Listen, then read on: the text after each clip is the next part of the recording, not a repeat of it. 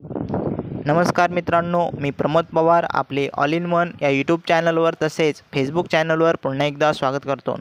मित्रांनो, जर आपण रेशन कार्ड धारक असाल तर ही माहिती आपल्यासाठी अत्यंत महत्त्वाची आहे, अन्यथा आपण व्हिडिओ स्किप इथेच करू शकता।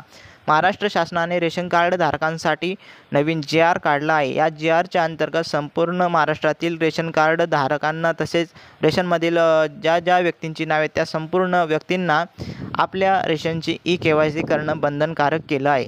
ही ई-के.वाय.सी करण्यासाठी आपल्याला आपल्या नजीकच्या रेशन दुकानदाराकडे जाऊन आधार कार्ड घेऊन आपल्याला ही ई-के.वाय.सी करून घेणं गरजेचं आहे। यामध्ये ज्या व्यक्तींची ई-के.वाय.सी होणार नाही त्यांनी आपलं आधार अपडेट करून घेऊन पुन्हा ई-के.वाय.सी करावी।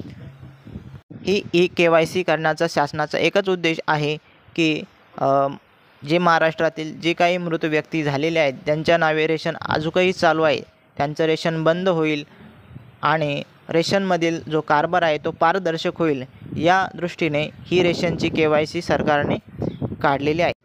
तर मित्रांनो, रेशनची ई-के.वाय.सी करायला निष्काळजीपणा करू नका, अन्यथा 17 जूनच्या नंतर आपलं रेशन जे फ्रीमध्ये मिळत आहे तेही बंद होईल आणि आपलं रेशन म्हणजे कुपन ते बंद होण्याची दाट शक्यता होऊ शकते।